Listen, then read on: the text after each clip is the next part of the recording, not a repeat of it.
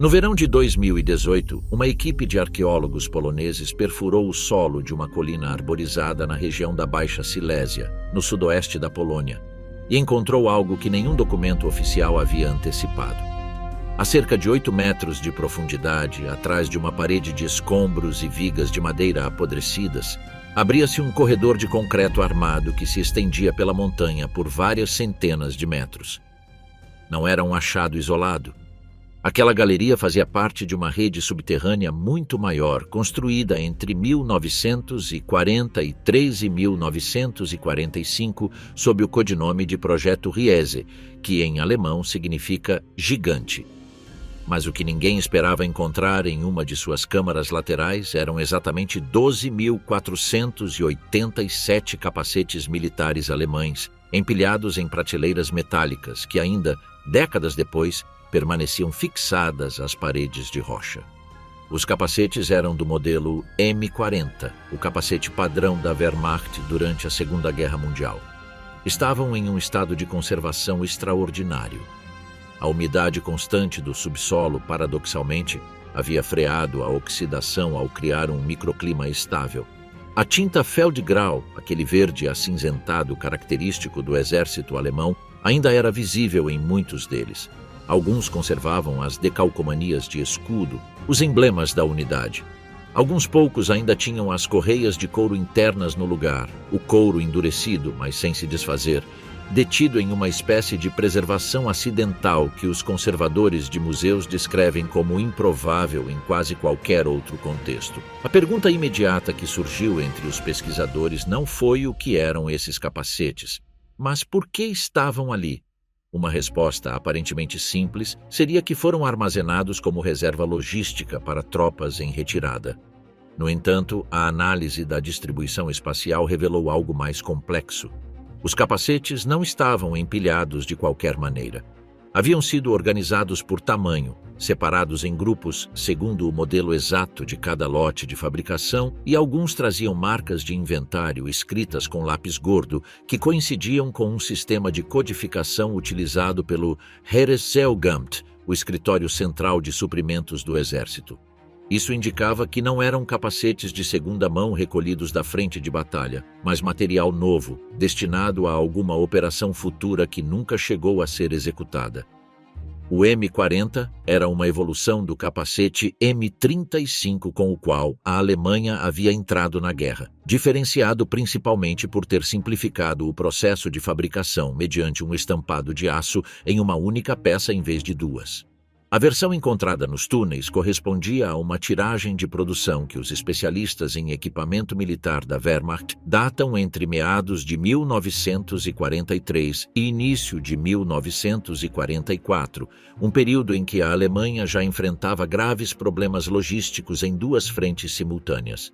O fato de que esse material nunca chegou a ser distribuído acrescenta uma camada adicional de perplexidade ao achado, o que faz desta descoberta algo mais do que um simples depósito de material de guerra é o contexto em que apareceu.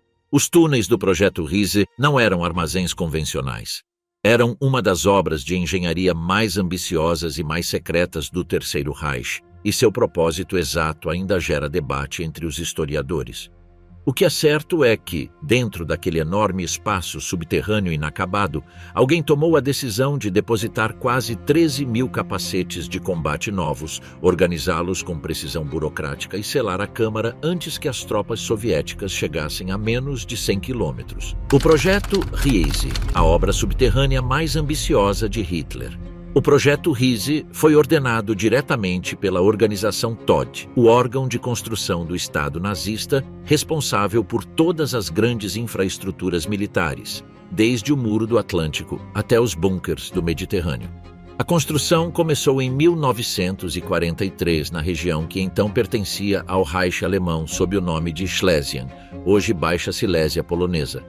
O complexo se estendeu pelas Montanhas Sowie, também chamadas de Eulengebirge ou Montanhas das Corujas, e compreendia pelo menos 7 instalações subterrâneas separadas, mas interconectadas. Wolfsberg, Zetka, Sokolek, Jugovice, Sobon, Osovka e o complexo mais conhecido de todos, Książ, construído sob o imponente castelo de mesmo nome.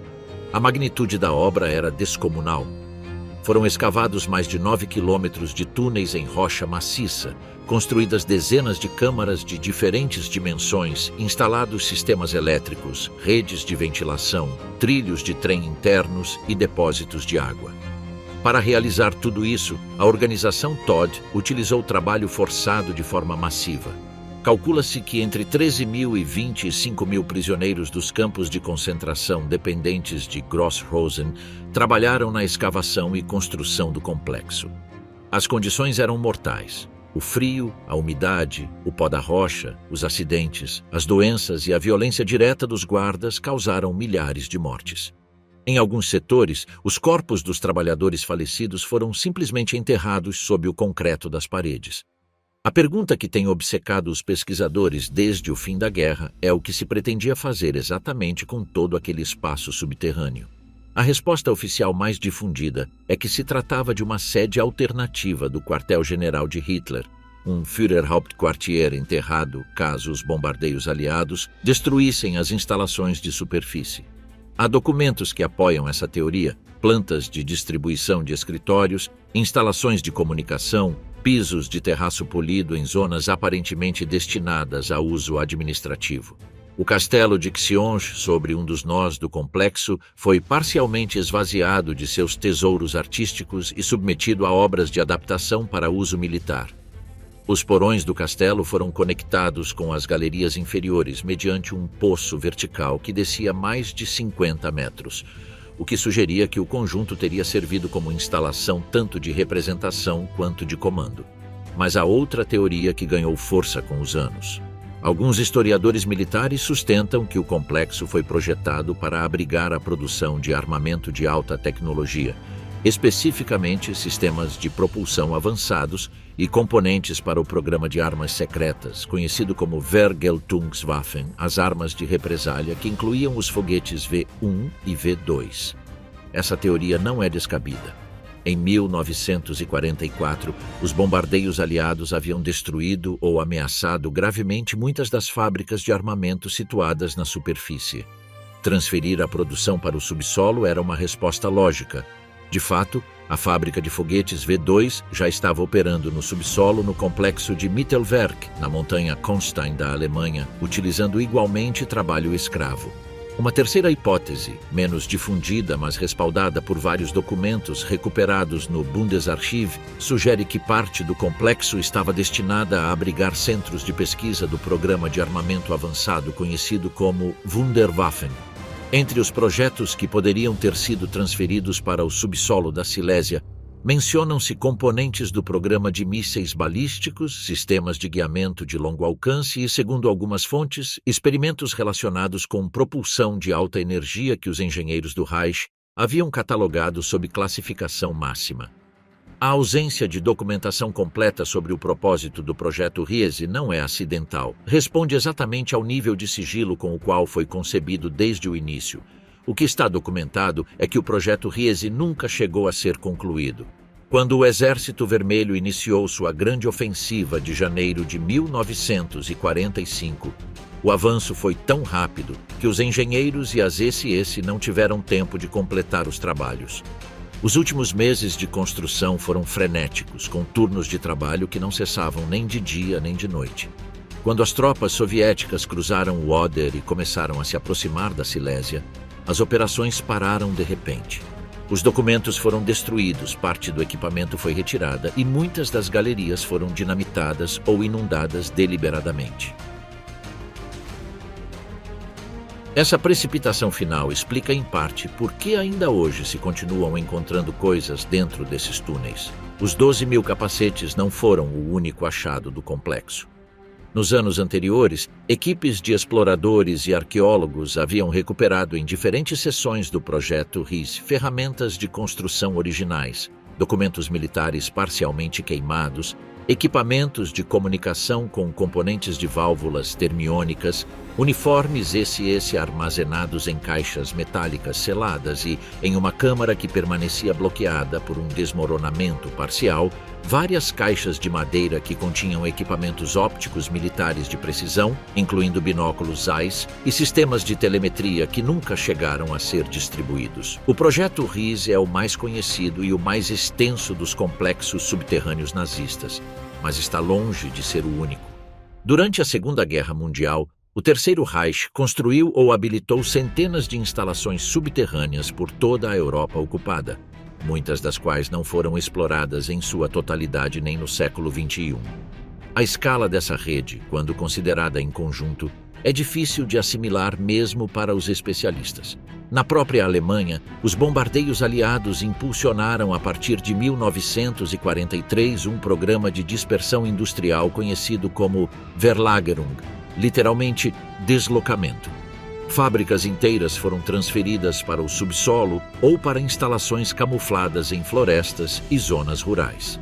O Ministério do Armamento de Albert Speer coordenou esse processo com uma eficiência brutal, e o resultado foi uma rede de instalações subterrâneas que se estendia da Baviera à Turíngia e do Reno à Saxônia. Muitas dessas instalações foram conhecidas publicamente após a guerra, porque os aliados as inspecionaram. Outras permaneceram ignoradas durante décadas. Na Áustria, o complexo de St. Georgen an der Gusen, conhecido como Kellerbau, ou mais especificamente como Instalação B8 Bergkristall, é um dos mais inquietantes. Construído sob uma colina granítica no Vale do Danúbio, esse complexo abrigou a produção do caça à reação Messerschmitt M262, o primeiro avião de combate à reação operativo da história, em condições que tornavam praticamente impossível que os bombardeios aliados interrompessem a fabricação. O complexo tinha mais de 50 mil metros quadrados de superfície escavada e foi construído por prisioneiros do próximo campo de Mauthausen-Gusen, em condições que estavam entre as mais mortíferas de todo o sistema concentracionário nazista. Quando os engenheiros do EM-262 precisavam de componentes de alta precisão, os técnicos trabalhavam em turnos de 18 horas em galerias sem ventilação adequada, sob uma rocha que absorvia os ruídos dos motores de teste e tornava impossível que qualquer avião de reconhecimento aliado detectasse a atividade. Após a guerra, parte desse complexo foi inundada deliberadamente pelas autoridades soviéticas que controlavam aquela zona da Áustria, antes que os aliados ocidentais pudessem inspecioná-lo. Em 2001, quando se tentou drenar uma seção para uma avaliação arqueológica, foram encontradas ferramentas, restos de maquinário e, de forma mais perturbadora, restos humanos ainda não identificados. Na França, o complexo de La Coupole em Helfaux-Vizerne, no Paço de Calais, era uma instalação destinada ao lançamento de foguetes V-2 contra Londres. Construída sob uma enorme cúpula de concreto de 5 metros de espessura, foi danificada pelos bombardeiros Tallboy do Esquadrão 617 da RAF antes de entrar em operação. Hoje é um museu, mas seu entranhado de túneis e câmaras auxiliares, muitos dos quais não estão abertos ao público, ainda não foi completamente catalogado. Nas galerias secundárias do complexo, restauradores e arqueólogos encontraram em diferentes momentos documentação técnica sobre os sistemas de guiamento dos foguetes, inventários de peças de reposição e, em 2014, um arquivo selado em uma câmara que havia sido tapada com tijolos atrás de um falso fundo de armazém. Esse arquivo continha ordens de operações assinadas pelo Estado-Maior da organização Wehrwaffen, com datas de 1944. Na Noruega, os nazistas construíram o Dora I e o Dora II, complexos de submarinos em Bergen e Trondheim de tal solidez que resistiram a todas as tentativas de bombardeio aliado durante a guerra e que hoje ainda estão de pé, utilizados parcialmente pela Marinha Real Norueguesa. As paredes de concreto dessas docas subterrâneas têm em alguns setores até 7 metros de espessura, mais do que qualquer estrutura de defesa construída durante o conflito. Sob essas instalações e nos arredores dos fiordes, mergulhadores encontraram nas últimas décadas equipamento naval alemão, documentos selados em caixas impermeáveis e, em 2004, um submarino experimental de pequeno porte que não constava em nenhum registro conhecido da Kriegsmarine. No norte da Itália, especificamente no Alto Adige, região que até 1919 havia pertencido ao Império Austro-Húngaro e que Hitler considerava parte do espaço germânico, foi construída uma extensa rede de bunkers e túneis entre 1943 e 1945.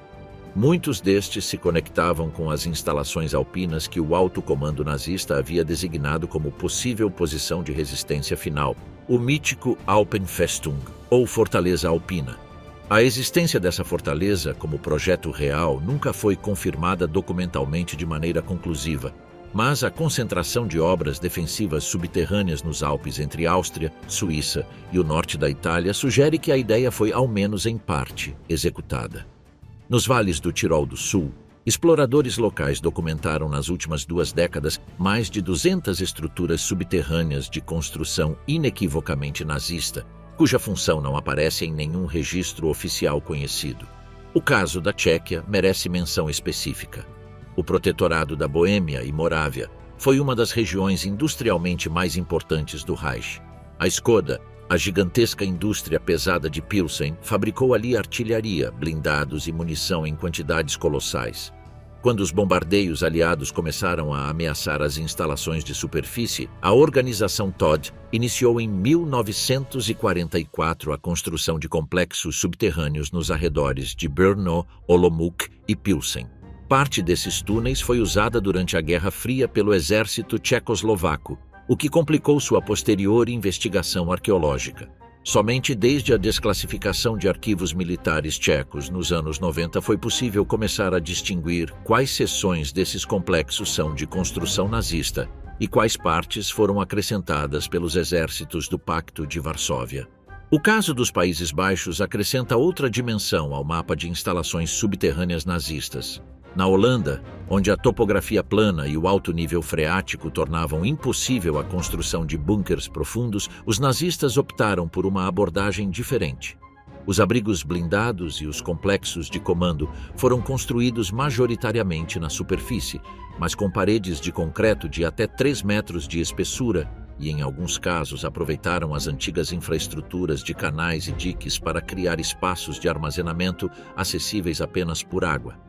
Vários desses espaços, identificados graças à documentação histórica holandesa desclassificada nos anos 90, ainda não foram fisicamente inspecionados porque estão permanentemente inundados e seu acesso requer equipamento de mergulho especializado que as autoridades locais não consideraram prioritário custear.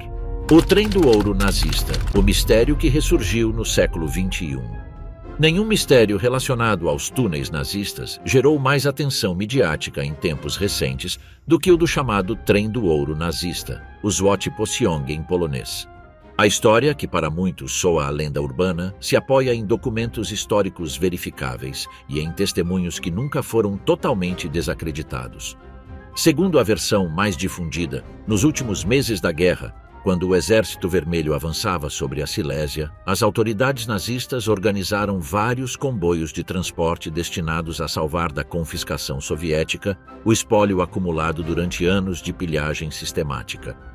Esse espólio incluía ouro, joias, obras de arte, documentos classificados e equipamento industrial de alto valor.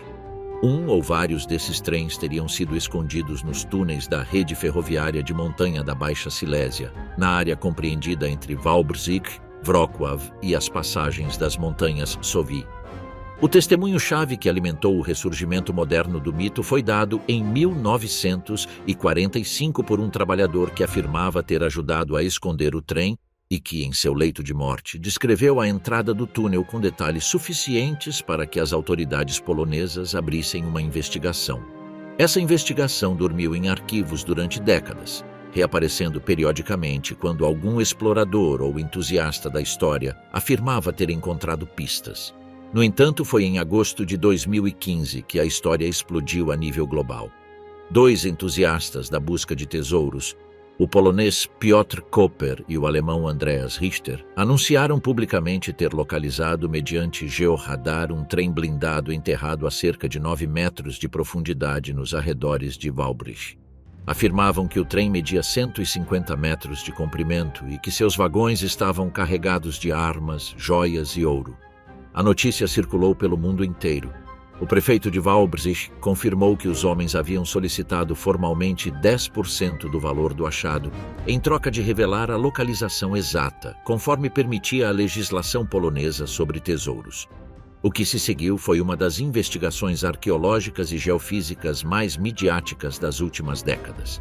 O Ministério da Cultura polonês coordenou uma série de prospecções que incluíram análises de georradar, magnetometria, sísmica de refração e perfurações de sondagem. Os resultados foram decepcionantes do ponto de vista do grande achado. Não foi encontrado nenhum trem sob a terra nas coordenadas indicadas. O Instituto de Geologia da Polônia concluiu em 2016 que as anomalias detectadas pelos caçadores de tesouros provavelmente correspondiam a variações naturais na geologia do terreno e não a estruturas metálicas artificiais. Mas a investigação não fechou o caso por completo. O que revelou é que sob Wałbrzych e seus arredores existe uma rede de túneis e galerias da era nazista muito mais extensa do que os registros públicos indicavam. Alguns desses túneis estão inundados, outros bloqueados por desmoronamentos, e a cartografia disponível está incompleta porque parte das plantas originais nunca foi encontrada ou foi destruída deliberadamente. Nesse contexto, a possibilidade de que algum tipo de comboio tenha sido ocultado em alguma dessas galerias não pode ser descartada com total certeza. Os historiadores mais rigorosos, como o alemão Uwe Priser ou a polonesa Joanna Lamparska, apontam que, embora o trem de 150 metros repleto de ouro seja provavelmente um mito amplificado por décadas de narrativa popular, existe documentação que atesta a existência de vários trens de evacuação que partiram de Breslau, a atual Rockwall, em janeiro e fevereiro de 1945, com cargas não inventariadas. O destino de pelo menos 2 desses comboios nunca foi estabelecido de maneira definitiva. Os registros ferroviários da Reichsbahn para esse período na área da Silésia apresentam lacunas significativas, algumas resultado da destruição deliberada de documentos e outras simplesmente do caos administrativo dos últimos meses da guerra. A rede ferroviária das Montanhas Sowe tinha, em 1944, vários túneis de considerável extensão que haviam sido ampliados ou modificados pela organização Todd para facilitar o transporte de materiais ao projeto RISE. Esses túneis, alguns dos quais tinham trilhos de largura dupla adaptados para vagões de carga pesada, teriam podido abrigar fisicamente um ou vários comboios de extensão moderada. O problema para qualquer investigação é que a geologia da região, com abundante água subterrânea e rocha fraturada, faz com que muitos desses túneis estejam parcialmente inundados e que as prospecções com georradar deem resultados ambíguos mesmo em condições ótimas. Para entender o que poderia haver nesses túneis, é necessário compreender a escala da pilhagem organizada que o Terceiro Reich executou ao longo de seus 12 anos de existência, e especialmente durante a guerra. Não se tratou de uma pilhagem improvisada, mas de operações institucionais dirigidas por organismos estatais especificamente criados para esse fim. O Einsatzstab Reichsleiter Rosenberg, conhecido por suas siglas ERR, foi o organismo encarregado de confiscar bens culturais nos territórios ocupados. Operou na França, Bélgica, Holanda, Polônia, URSS e outros países. E sua atividade foi documentada com uma meticulosidade burocrática que hoje resulta tanto esclarecedora quanto perturbadora. Conservam-se registros do ERR que detalham a apreensão de mais de 21.900 objetos de arte, incluindo pinturas, esculturas, tapeçarias, móveis e livros, procedentes apenas da França e da Bélgica.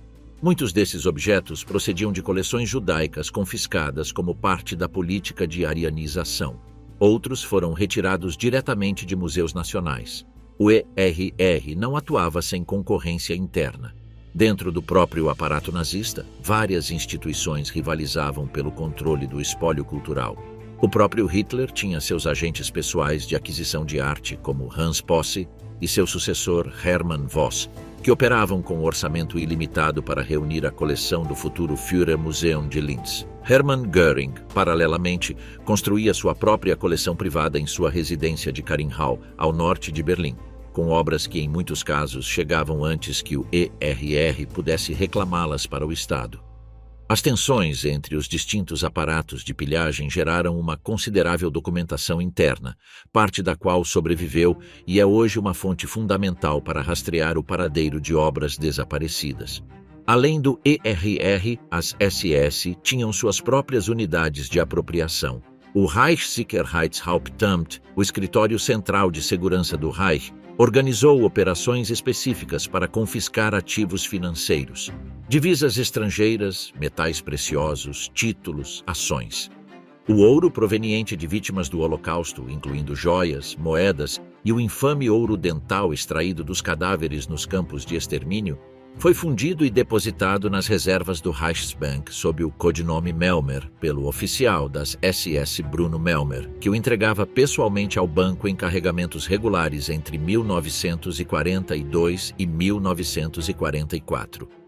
Os registros do Reichsbank sobre essas operações, recuperados parcialmente em 1945, documentam a transferência de dezenas de toneladas de metais preciosos procedentes diretamente dos campos. Na Polônia e na URSS, a pilhagem foi especialmente devastadora porque ali operava a doutrina do espaço vital, que considerava os recursos desses territórios como patrimônio legítimo do Reich. O Generalplan Ost, o plano de colonização do leste, previa a exploração total dos recursos econômicos e culturais dos povos eslavos. Na Ucrânia, Bielorrússia e nos estados bálticos, as equipes especiais das SS esvaziaram bibliotecas, arquivos, museus e coleções privadas a uma velocidade que tornava impossível um inventário cuidadoso. Parte desses bens chegou à Alemanha e foi inventariada. Outra parte simplesmente desapareceu no caos das operações. A magnitude total do roubo nunca pôde ser calculada com precisão. A Comissão de Reclamações da Arte da Era Nazista, ativa desde a segunda metade dos anos 90, identificou dezenas de milhares de obras ainda sem repatriação, que circulam pelo mercado de arte ou se encontram em coleções públicas e privadas de todo o mundo. O número de obras ainda não localizadas supera em muito as que foram recuperadas.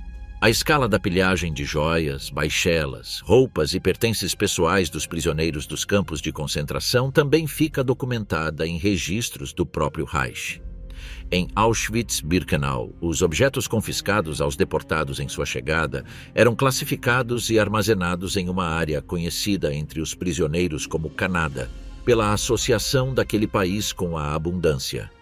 Os inventários parcialmente conservados de Canada registram quantidades difíceis de imaginar. Dezenas de milhares de malas, centenas de milhares de peças de roupa, milhares de quilogramas de cabelo humano destinado à indústria têxtil e carregamentos de objetos de valor cujo peso total, quando podia ser calculado, superava várias vezes as reservas de metais preciosos de países inteiros. Grande parte desse material foi enviada para a Alemanha. O rastro de uma parte termina nos registros do Reichsbank. O rastro de outra parte simplesmente se interrompe. Esse contexto explica por que a ideia de que parte desse espólio possa ainda estar escondida sob a terra não é descabida.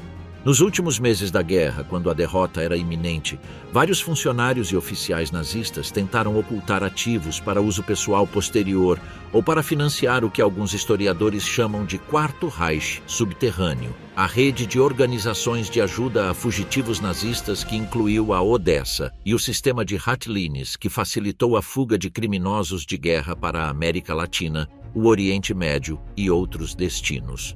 O Lago Toplitz e os segredos submersos nos Alpes. Em maio de 1945, poucos dias antes da rendição definitiva da Alemanha, um grupo de oficiais das SS chegou à margem de um lago remoto nos Alpes austríacos, na região da Estíria, e começou a lançar caixas à água. O lago era o Toplitzsee, um corpo d'água escuro de 103 metros de profundidade máxima, encaixado entre paredes verticais de rocha alpina que o deixam na sombra durante a maior parte do dia. Os moradores locais viram o que aqueles homens faziam. Alguns até tentaram se aproximar, mas foram afastados à ponta de pistola. O que havia naquelas caixas se tornou uma das perguntas mais persistentes do pós-guerra. As primeiras tentativas de exploração submarina começaram já em 1945, organizadas pelo exército americano que buscava documentos da inteligência nazista. Encontraram algo, embora nunca tenha sido especificado exatamente o que, e deixaram o lago. Ao longo dos anos 50 e 60, várias equipes de mergulhadores amadores tentaram explorar o Toplitz Sea. Pelo menos 2 morreram na tentativa. A profundidade extrema, a temperatura próxima a 0 graus a partir dos 10 metros, a escuridão absoluta e as camadas de troncos e galhos que cobrem o fundo como uma armadilha natural fazem do lago um dos ambientes de mergulho mais perigosos da Europa. Em 1959, a revista alemã Stern organizou uma expedição oficial que recuperou várias caixas do fundo. O conteúdo era, em parte, inesperado. As caixas continham libras esterlinas falsas, milhões delas perfeitamente impressas em papel de alta qualidade. Eram o produto da Operação Bernhard, o maior programa de falsificação de moeda na história do conflito, executado no campo de concentração de Sachsenhausen por prisioneiros obrigados a trabalhar sob a supervisão da SD, o Serviço de Segurança das SS. O plano era inundar a Grã-Bretanha de moeda falsa para colapsar sua economia.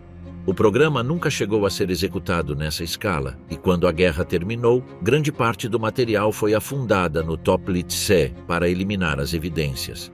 A Operação Bernhard havia produzido também dólares americanos falsos, embora em menor quantidade do que as libras.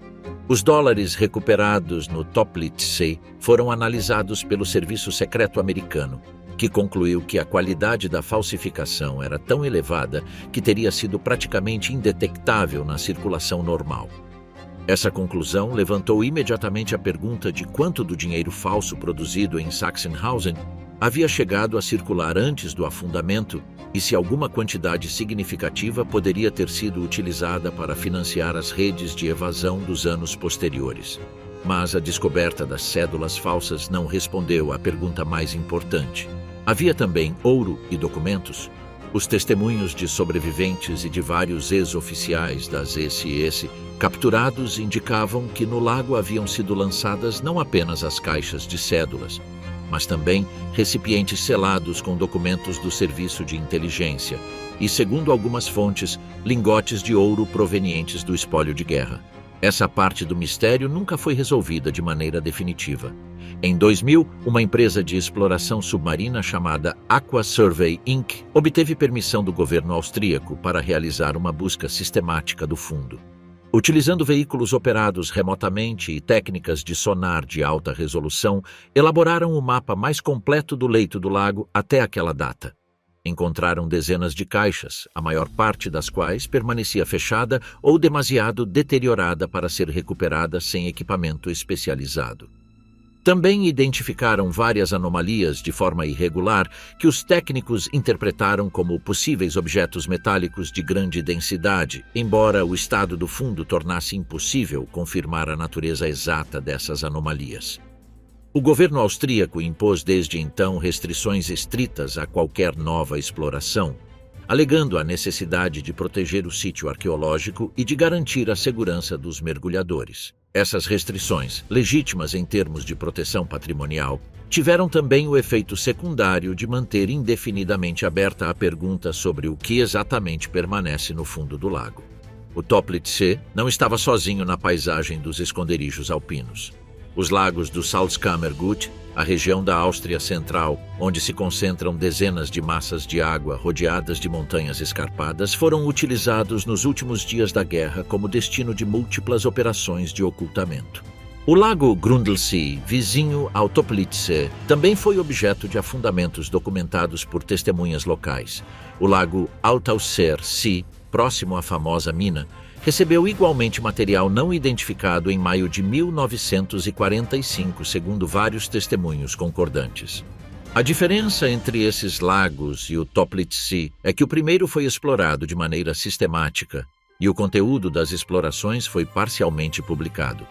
Para os outros lagos da região, as prospecções foram muito mais limitadas e seus resultados, quando os houve, nem sempre foram divulgados publicamente. O âmbar perdido, o tesouro cultural mais procurado do século XX. O desaparecido do período nazista gerou mais buscas, teorias e expedições do que a Câmara do Âmbar.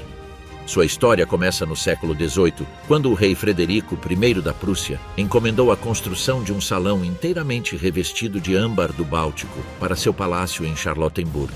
O projeto foi continuado por seu sucessor, Frederico Guilherme I, que em 1716 o presenteou ao czar Pedro o Grande da Rússia como gesto de aliança. A câmara foi instalada no Palácio de Catarina, em Tsarskoye Selo, perto de São Petersburgo, onde foi ampliada e aperfeiçoada durante décadas. Em sua forma final, cobria mais de 55 metros quadrados de parede com painéis de âmbar, ouro, espelhos e pedras semipreciosas. Os contemporâneos a chamavam de Oitava Maravilha do Mundo. Em setembro de 1941, 3 semanas depois de as forças alemãs tomarem Tsarskoye Selo, uma equipe de especialistas em arte do Grupo de Exércitos Norte desmontou os painéis de âmbar em menos de 36 horas e os embalou em 27 caixas que foram transferidas para Königsberg, a atual Kaliningrado. Ali, os painéis foram montados novamente no castelo de Königsberg, onde permaneceram em exibição até o outono de 1944, quando os bombardeios aliados sobre a cidade começaram a se intensificar. A partir desse momento, o rastro se bifurca. O governador nazista da região, Erich Koch, ordenou o embalamento da câmara para sua transferência a um lugar seguro. As caixas foram embaladas novamente, mas ninguém que tenha sobrevivido à guerra pôde confirmar de maneira verificável o que ocorreu com elas a seguir. A versão mais aceita entre os historiadores indica que as caixas provavelmente permaneceram no castelo de Königsberg e foram destruídas quando o castelo pegou fogo durante a batalha pela cidade em março e abril de 1945. As análises do estado dos porões do castelo, realizadas por pesquisadores soviéticos imediatamente após a guerra, não encontraram evidências das caixas. Mas tampouco encontraram fragmentos de âmbar carbonizado na quantidade que seria de esperar se a câmara completa tivesse ardido ali. O âmbar queima, mas deixa resíduos. Esses resíduos não apareceram em proporções consistentes com a destruição do conjunto completo. Isso abriu a porta para a possibilidade alternativa. Se as caixas não arderam em Königsberg, devem ter sido evacuadas antes do cerco soviético. Os destinos propostos foram muitos ao longo de décadas de investigação.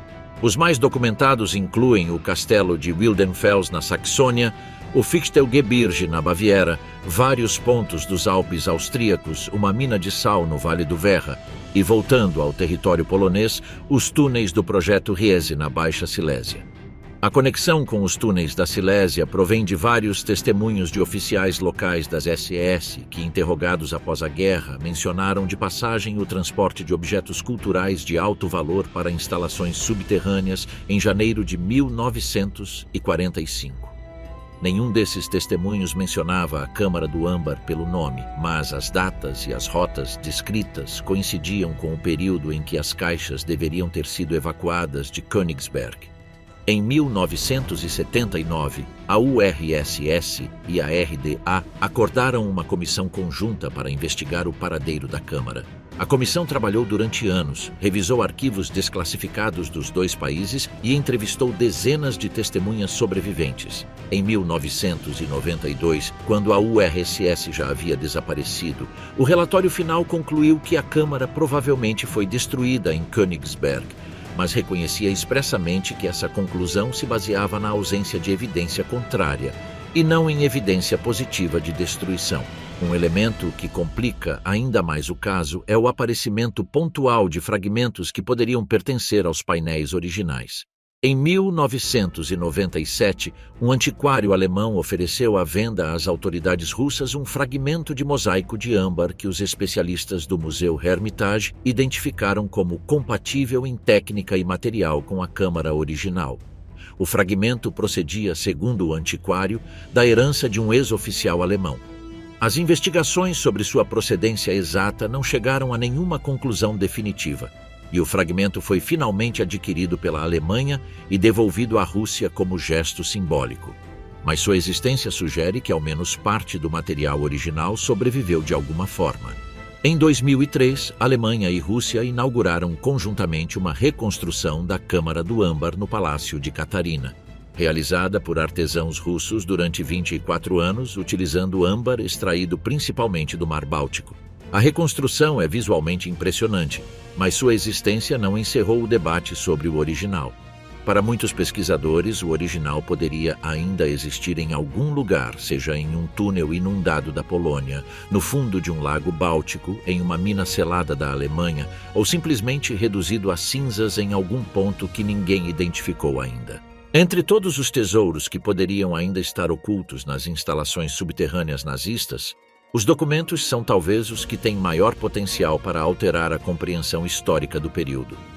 Os arquivos recuperados mudaram repetidamente nossa visão da Segunda Guerra Mundial, da Shoah, do funcionamento do regime nazista e das redes de cumplicidade que o sustentaram.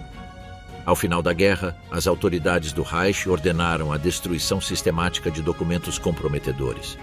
O Reichsführer S. Heinrich Himmler emitiu ordens específicas para queimar arquivos dos campos de concentração antes que os aliados chegassem. Em muitos casos, essas ordens foram cumpridas. Os arquivos de Auschwitz foram parcialmente destruídos, os de Treblinka quase completamente. Mas a burocracia nazista era tão prolífica que nem tudo pôde ser eliminado. Os arquivos recuperados em Nuremberg, nos depósitos do exército americano em Bad Salzungen, nos porões do Ministério das Relações Exteriores alemão em Berlim, formaram a base documental dos julgamentos de Nuremberg e de décadas de investigação histórica posterior. O que não se sabe com certeza é quanto foi escondido com a intenção de recuperá-lo depois da guerra, para uso de redes de evasão, para chantagem, para negociação com os aliados ocidentais no contexto da Guerra Fria que já se vislumbrava, ou simplesmente por indivíduos que queriam garantir que suas próprias ações não ficassem documentadas. Há casos concretos que ilustram o valor do que poderia ainda estar enterrado. Em 1997, um pesquisador encontrou nos porões do Banco Central da Polônia, em Wrocław, um conjunto de arquivos da Gestapo de Breslau que ninguém sabia que estavam ali. Continham milhares de expedientes de detidos, listas de informantes, registros de interrogatórios e um inventário de propriedades confiscadas com os nomes de seus proprietários originais. Os arquivos haviam sido guardados ali em 1945 por algum funcionário cuja identidade nunca foi estabelecida e haviam permanecido intactos durante mais de 50 anos. Em 2009, nos subterrâneos de uma vila nos arredores de Munique, que havia servido como residência de um oficial das SS, foram encontradas durante obras de renovação várias caixas metálicas soldadas que continham documentos do pessoal da divisão SS Leibstandarte Adolf Hitler, incluindo expedientes disciplinares, registros de operações e, notavelmente, testemunhos internos sobre execuções de civis que nunca haviam figurado nos arquivos conhecidos da divisão. Os arquivos de inteligência são especialmente procurados. O Amt 6 do RSHA, o Serviço de Inteligência Exterior das SS sob Walter Schellenberg, operou uma rede de agentes nas Américas, na Grã-Bretanha, na Suíça e nos países neutros. Os arquivos completos dessa rede nunca apareceram. Algumas fontes sustentam que Schellenberg, que negociou sua rendição com o conde Bernadotte nos últimos dias da guerra, os entregou parcialmente aos aliados ocidentais em troca de um tratamento favorável. Mas a entrega foi parcial segundo todas as indicações. A outra parte poderia estar desde um porão privado na Suíça até alguma galeria ainda não identificada dos complexos subterrâneos dos Alpes austríacos. No mesmo âmbito da inteligência, os arquivos do Forschungsamt, o serviço de interceptação de comunicações do Estado nazista dependente diretamente de Hermann Göring, tampouco foram encontrados em sua totalidade. Esse organismo interceptou e decifrou comunicações diplomáticas e militares de praticamente todos os países do mundo entre 1933 e 1945. As análises disponíveis desse arquivo parcialmente recuperado revelaram informações que afetam questões de política exterior de vários países, inclusive no período do pós-guerra. Um capítulo especialmente sombrio na história dos arquivos perdidos corresponde aos registros do programa de eutanásia Action D4, mediante o qual o regime nazista assassinou entre 200.000 e 300.000 pessoas com deficiências físicas e mentais entre 1939 e 1945. 1945. O programa foi executado com uma burocracia detalhada. Formulários de avaliação, listas de pacientes, registros de transferências, certidões de óbito falsificadas. Parte dessa documentação foi destruída em 1941, quando os protestos públicos do bispo Clemens August von Galen obrigaram o regime a suspender oficialmente o programa. Mas o programa continuou de maneira encoberta, sob o nome de Action 14F13, e seus registros posteriores a 1941 não foram encontrados de maneira completa. Os historiadores estimam que uma fração significativa dessa documentação foi guardada a 7 chaves em algum lugar à espera de uma recuperação que nunca se produziu. Outra categoria de documentos particularmente procurada é a dos registros do SD, o Sicherheitsdienst, ou Serviço de Segurança das SS, que operava como serviço de inteligência interior do Reich. O SD manteve arquivos detalhados sobre milhões de cidadãos alemães e dos territórios ocupados, incluindo relatórios de informantes, expedientes de vigilância, análises de opinião pública e registros de atividades consideradas subversivas. Esses arquivos não são relevantes apenas para compreender o funcionamento do aparato repressivo nazista. Também poderiam lançar luz sobre redes de colaboração nos países ocupados que nunca foram completamente investigadas pelas autoridades nacionais do pós-guerra. Em vários países da Europa Ocidental, as investigações sobre a colaboração durante a ocupação nazista foram interrompidas voluntariamente em algum ponto para não expor figuras do pós-guerra, cuja colaboração teria resultado politicamente inconveniente. Os arquivos do SD que ainda não apareceram poderiam reabrir esses capítulos. As minas de sal, os repositórios mais improváveis. Entre as distintas tipologias de esconderijos utilizados pelos nazistas para ocultar bens, as minas de sal provaram ser as mais ricas em termos do que foram entregando aos investigadores. A razão é geológica. O ambiente de uma mina de sal é excepcionalmente estável em termos de umidade e temperatura. O sal inibe o crescimento de fungos e bactérias. Nessas condições, materiais orgânicos como papel, madeira, couro ou pigmentos de tinta se conservam durante séculos com uma fidelidade que seria impossível em quase qualquer outro ambiente subterrâneo. A mina de sal de Altausee, no Salzkammergut austríaco, é o exemplo mais famoso.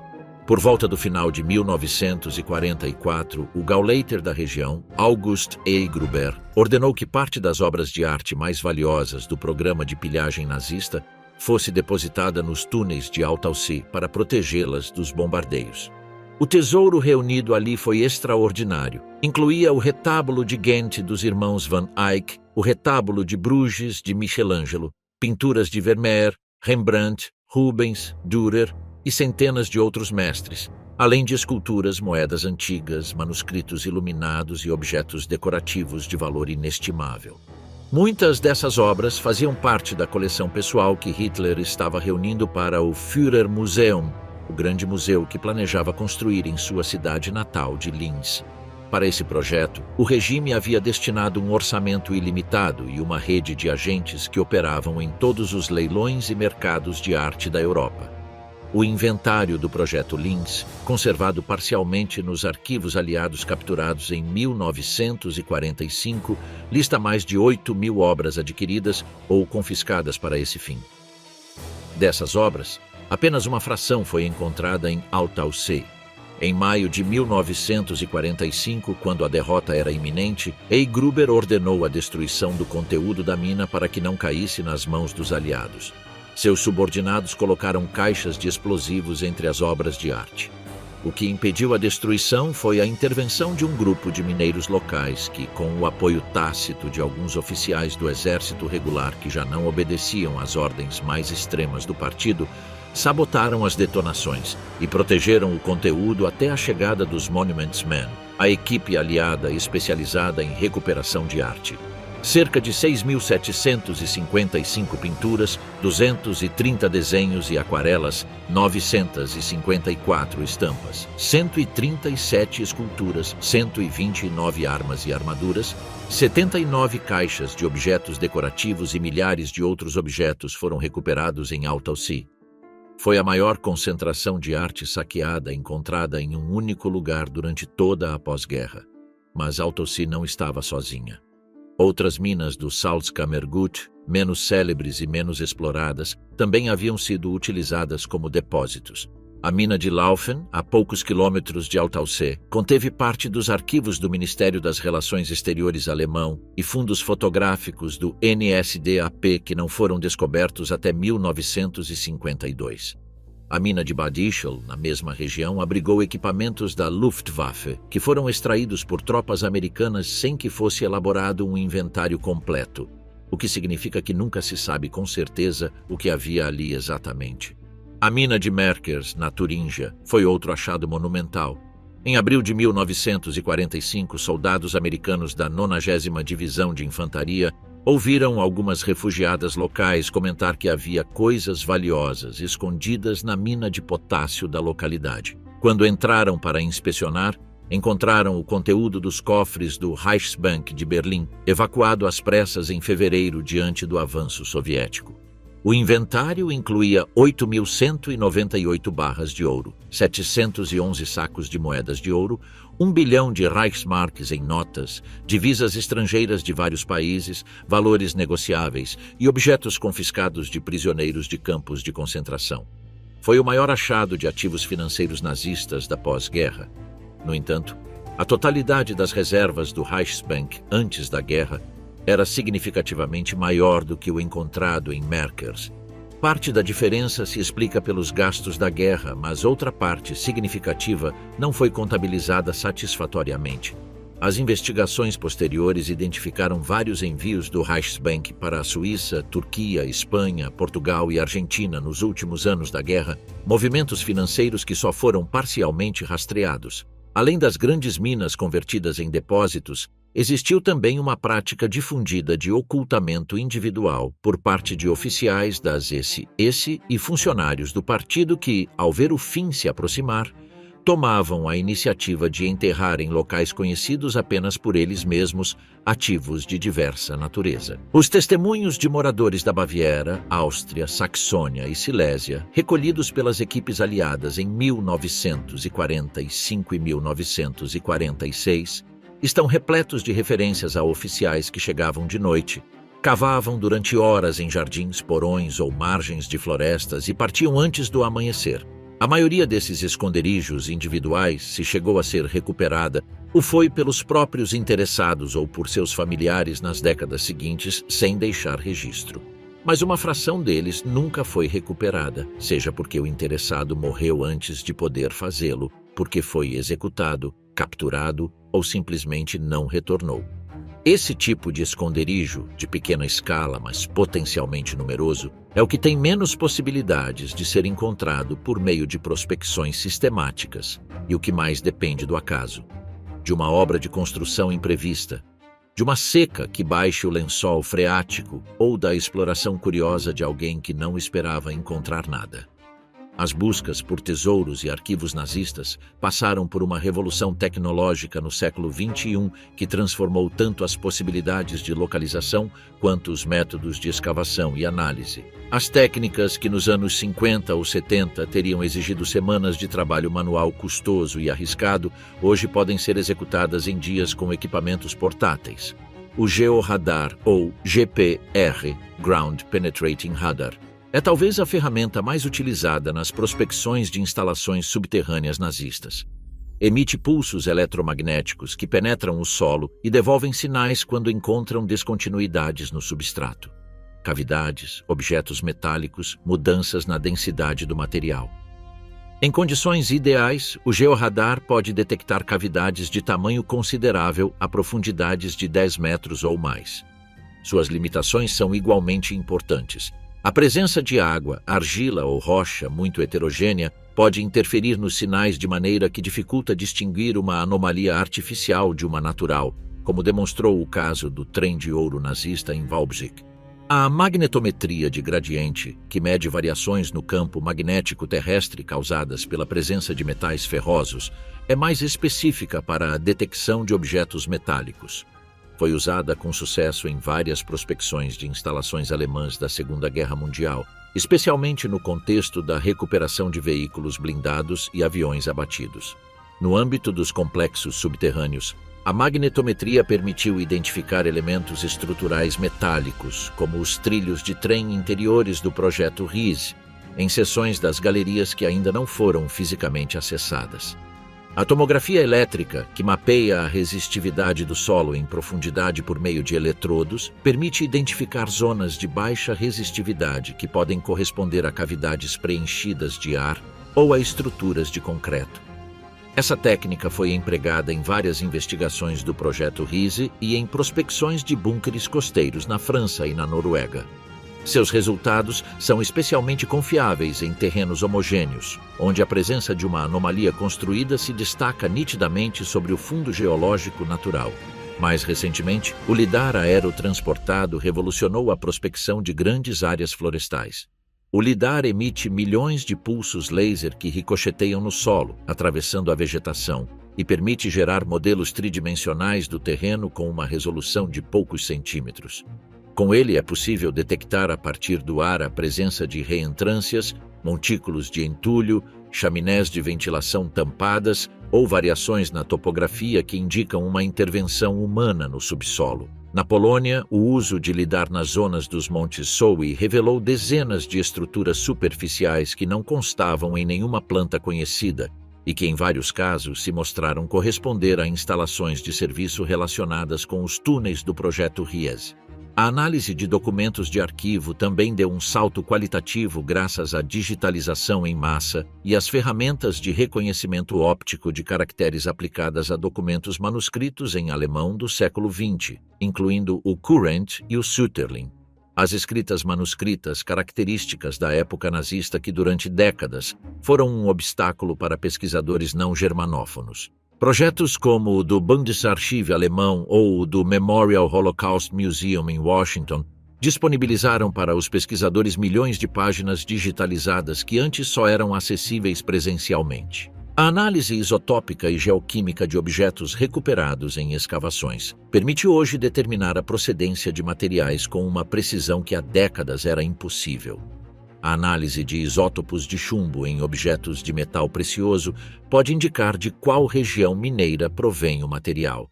A análise da composição de ligas em moedas ou joias pode confirmar ou desmentir a atribuição de um objeto a um período histórico determinado. Essa técnica foi aplicada, por exemplo, a vários lingotes de ouro recuperados em distintos países após a guerra, permitindo, em alguns casos, rastrear a origem do metal até fundos específicos do Reichsbank ou até confiscos em campos de concentração concretos. Em 2022, uma equipe de pesquisadores da Universidade de Varsóvia aplicou análise de DNA antigo a restos ósseos encontrados em uma das galerias do complexo de Ossowka, parte do projeto RIESE. Os resultados permitiram estabelecer a procedência geográfica de vários dos prisioneiros falecidos durante a construção, confirmando que haviam sido trazidos da Polônia Central e Oriental, da Ucrânia e dos Estados Bálticos. Os dados de DNA foram confrontados com registros dos campos de concentração de Grossrosen e seus subcampos, permitindo em 3 casos identificar nomes concretos de pessoas previamente registradas como desaparecidas nos arquivos do International Tracing Service de Bad Arolsen. A fotogrametria digital, que gera modelos tridimensionais de alta resolução a partir de fotografias tiradas de múltiplos ângulos, transformou também o processo de documentação dos achados.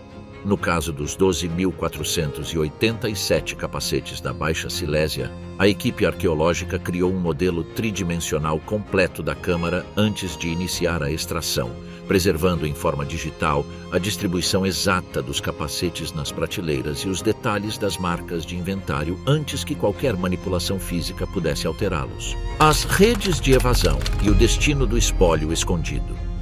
Uma dimensão frequentemente negligenciada do mistério dos tesouros nazistas é a conexão entre os esconderijos e as redes de evasão que permitiram a centenas de criminosos de guerra fugir da justiça aliada entre 1945 e os anos 60.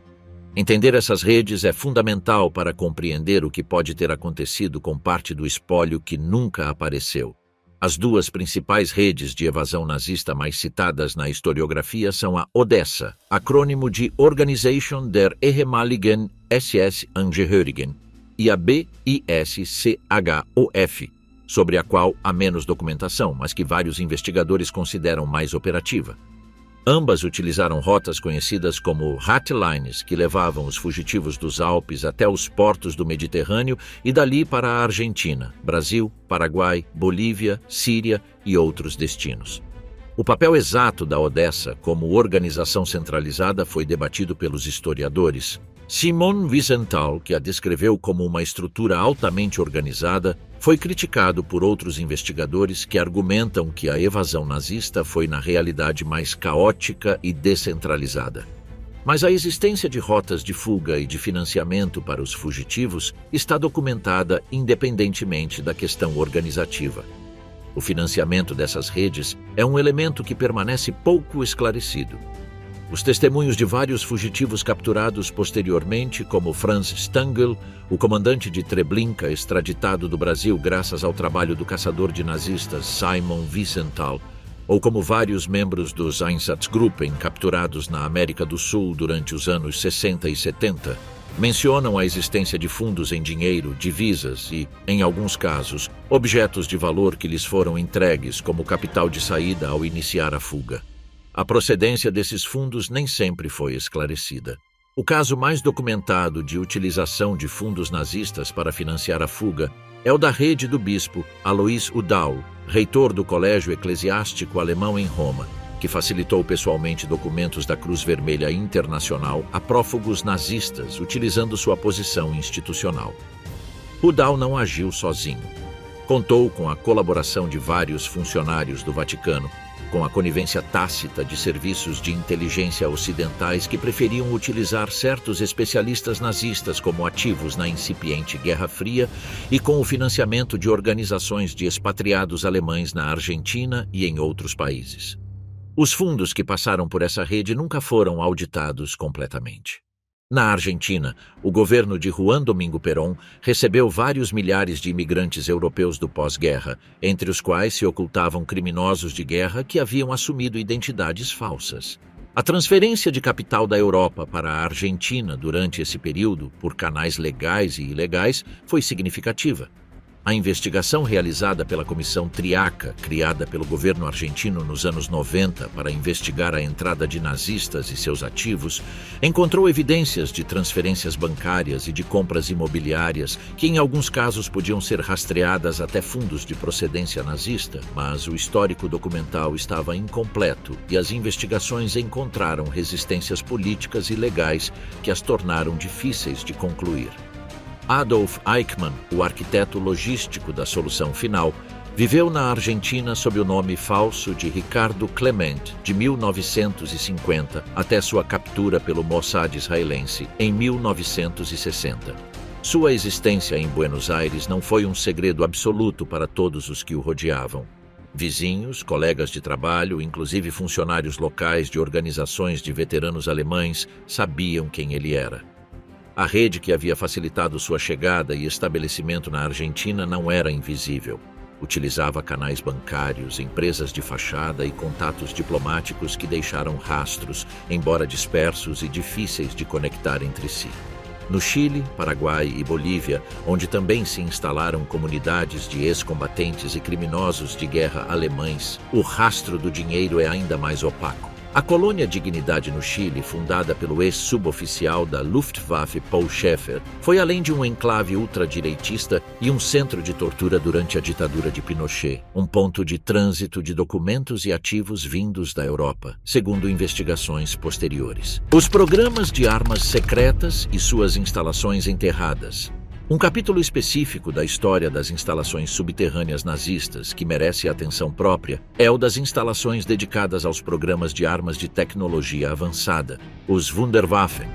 Além dos foguetes V1 e V2, o Terceiro Reich investiu recursos consideráveis em projetos de armamento que iam desde aviões de propulsão a jato e turborreatores até submarinos de nova geração, sistemas de guiagem de mísseis e nas margens mais especulativas da pesquisa técnica da época, projetos que os próprios cientistas alemães descreviam em memorandos classificados com termos que não tinham equivalente na terminologia convencional. O programa de foguetes de longo alcance, liderado por Wernher von Braun e coordenado a partir de Peenemünde, na costa báltica, é o mais conhecido. Depois que os bombardeios aliados danificaram as instalações de Peenemünde em agosto de 1943, a produção foi transferida para o já mencionado Mittelwerk, sob a montanha Konstein. Mas Peenemünde não era o único centro de pesquisa do programa.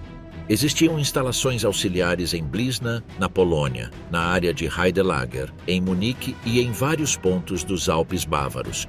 Parte da documentação técnica dessas instalações auxiliares, especificamente as plantas de desenvolvimento de variantes não produzidas dos mísseis A-9 e A-10 destinadas ao bombardeio intercontinental, nunca apareceu nos arquivos que a equipe especial americana Operation Paperclip recuperou ao levar von Braun e seus colegas para os Estados Unidos. O programa de aviões a jato é outro âmbito com lacunas documentais significativas. O ME-262, primeiro caça a jato operativo da história, foi documentado exaustivamente pelos aliados. Mas existiam pelo menos 4 projetos de aeronaves a jato adicionais em distintas fases de desenvolvimento. O Heinkel E-162 Volksjäger, o Focke-Wulf Ta-183, o Hortenho 229 e o Junkers Ju 287, todos com diferentes graus de avanço. Os protótipos recuperados pelos aliados não concordavam com o número de unidades produzidas segundo os registros de produção parcialmente conservados. A diferença, que alguns historiadores atribuem simplesmente a erros nos registros de guerra, poderia também corresponder a unidades evacuadas para instalações subterrâneas nos últimos meses do conflito.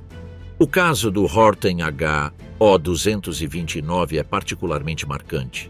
Esse avião, projetado pelos irmãos Heimar e Walter Horten, adotava a forma de asa voadora que décadas depois se tornaria a configuração do bombardeiro furtivo B-2 Spirit. Os irmãos Horten haviam projetado uma aeronave com baixas características de reflexão de radar, o que a tornava dificilmente detectável pelos sistemas de alerta precoce aliados. Apenas um protótipo foi capturado por forças americanas. Os projetos e a documentação técnica completa dos Horten foram os documentos que a equipe da Operation Paperclip mais ativamente buscou e com maior dificuldade conseguiu rastrear. Heimar Horten emigrou para a Argentina em 1948 e consigo levou documentação técnica cujo inventário completo nunca foi estabelecido. As instalações subterrâneas nas quais os programas de Wunderwaffen desenvolveram seu trabalho final são outro mistério dentro do mistério maior. Em Jonastal, perto de Arnstadt, na Turíngia, existe um complexo subterrâneo conhecido como S3, que foi construído entre 1944 e 1945 com trabalho escravo do campo de concentração de Buchenwald. O propósito do S3 nunca foi completamente estabelecido. As teorias incluem desde um quartel-general alternativo de Hitler até um centro de produção ou pesquisa de armamento especial. O que está documentado é que o S3 era suficientemente secreto para que até mesmo os arquitetos da organização Todd, que projetaram as instalações externas, não soubessem para que serviam as galerias centrais. Em 2006, quando uma comissão do estado da Turíngia realizou uma prospecção sistemática do complexo, descobriu que várias das galerias interiores do século III haviam sido seladas com concreto após a guerra por um agente não identificado. A selagem não era de 1945. A análise do concreto indicou uma data posterior ao fim da guerra, consistente com os anos 1946 ou 1947. Alguém, após a derrota alemã, havia voltado ao complexo e tapado os acessos que permaneciam abertos. O estudo dos tesouros nazistas, que de fato foram encontrados, tanto no período imediato do pós-guerra quanto nas décadas posteriores, fornece um quadro de referência para entender a escala do que poderia continuar por descobrir. No campo da arte, os achados mais impactantes do século XXI foram os de coleções privadas acumuladas durante o regime. O caso Gurlitt foi o mais ressonante. Em 2012, agentes aduaneiros alemães revistaram o apartamento de Cornelius Gurlitt em Munique e encontraram 1.406 obras de arte, entre pinturas, desenhos e gravuras, acumuladas por seu pai Hildebrand Gurlitt, um dos 4 marchands oficiais de arte confiscada do Terceiro Reich. O valor estimado da coleção superava 1 bilhão de euros. Muitas das obras procediam de coleções judaicas arianizadas. Após anos de litígios e processos de restituição, parte das obras foi devolvida aos herdeiros das famílias originais. Outras continuam em processo de investigação de proveniência. A coleção Gurlitt era privada, mas sua existência durante 70 anos em um apartamento de Munique indica que há outras coleções semelhantes em mãos privadas que nunca foram declaradas nem investigadas. No mundo da arte, a investigação de proveniência tornou-se uma disciplina especializada com suas próprias instituições, bases de dados e organismos reguladores. A base de dados Art Loss Register, com sede em Londres, contém registros de mais de 700 mil obras roubadas em todo o mundo, das quais uma fração significativa corresponde à pilhagem nazista. A cada ano, dezenas de reclamações baseadas nessa base de dados são apresentadas perante tribunais ou comissões de restituição em vários países. Um aspecto da pilhagem cultural que recebeu menos atenção pública é o das bibliotecas. O ERR não apenas confiscou arte, também confiscou livros, manuscritos, arquivos privados e coleções acadêmicas. A Biblioteca Nacional Judaica de Viena, a Biblioteca do Seminário Rabínico de Breslau, as coleções da Alliance Israelite Universelle em Paris e dezenas de outras instituições foram esvaziadas. Parte desses fundos bibliográficos foi redistribuída a instituições acadêmicas alemãs, o que complicou sua posterior identificação como material roubado.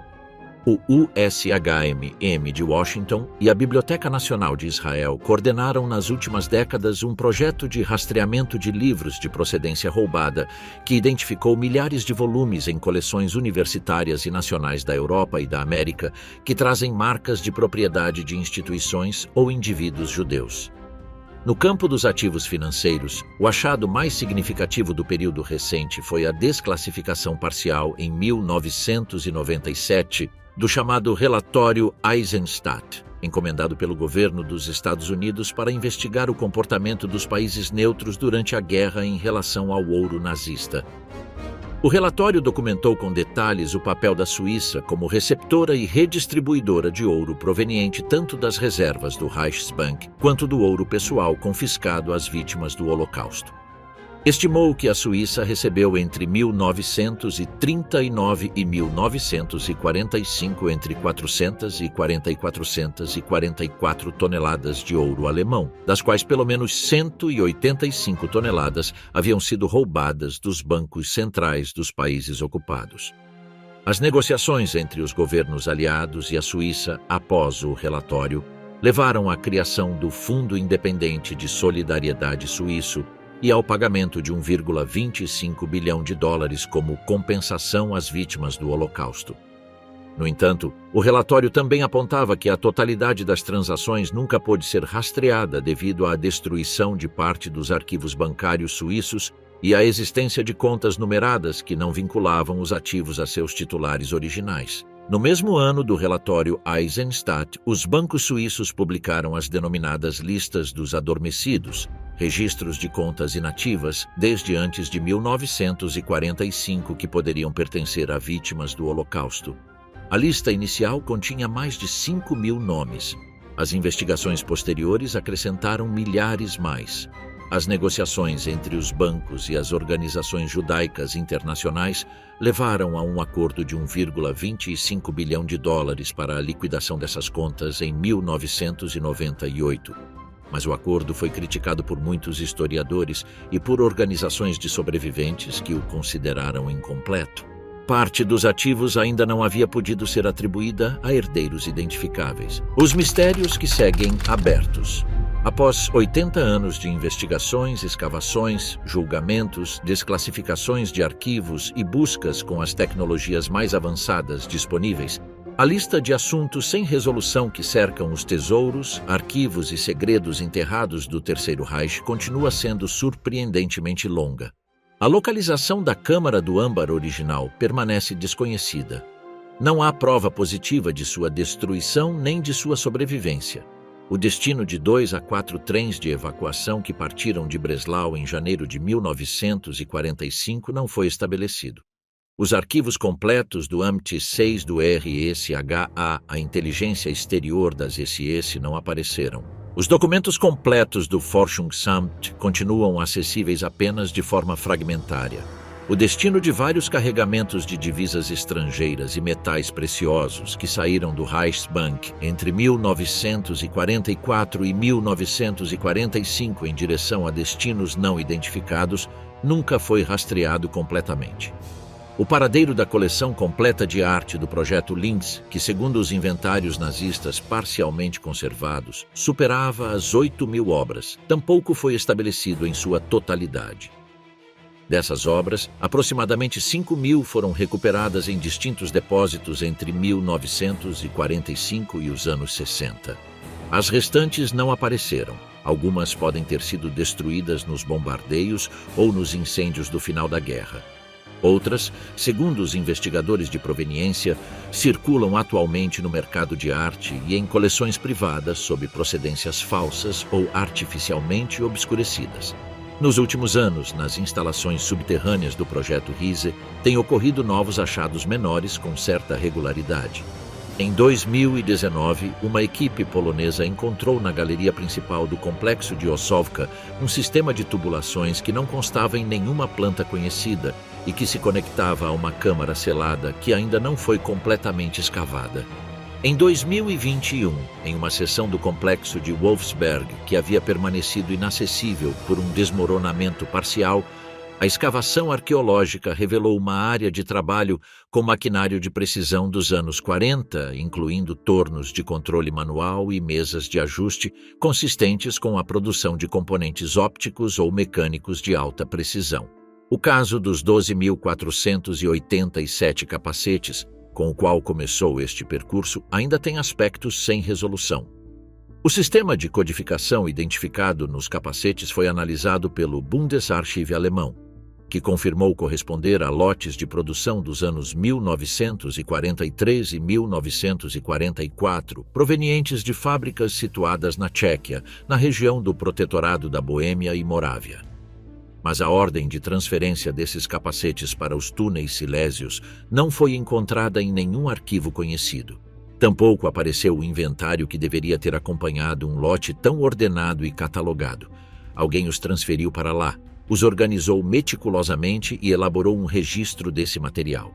Esse registro ou foi destruído ou continua em algum lugar esperando ser encontrado, possivelmente a poucos quilômetros de onde estavam os próprios capacetes. A história dos tesouros e segredos subterrâneos do Terceiro Reich não é apenas arqueologia do passado. É também um assunto legal ativo.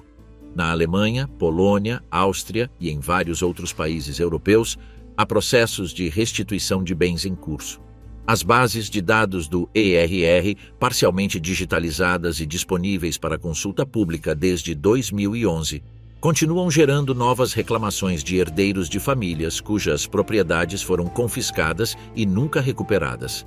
Cada novo achado em um túnel ou em um arquivo desclassificado pode reativar casos que levam décadas paralisados e pode acrescentar nomes a listas de vítimas que ainda não foram completamente elaboradas.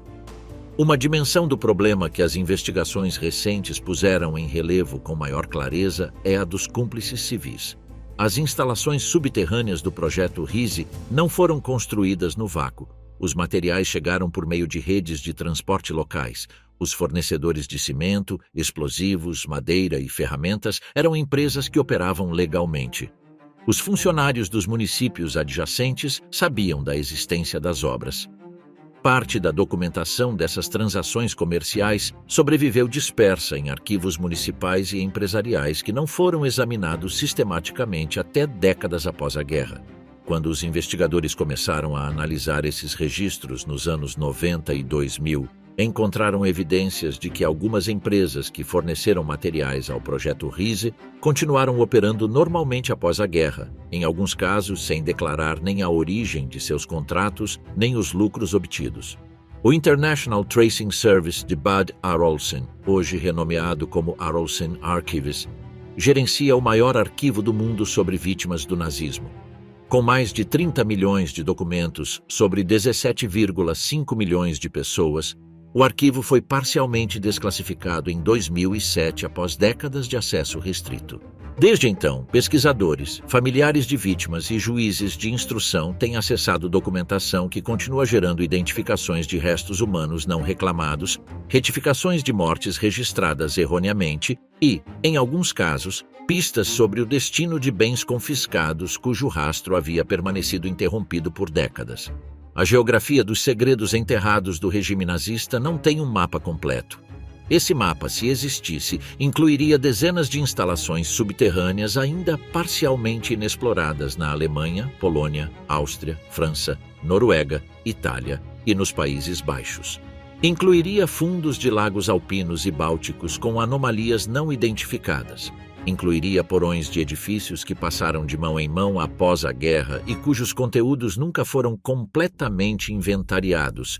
Incluiria cofres bancários em vários países que contêm contas e ativos cuja procedência exata continua sendo objeto de investigação.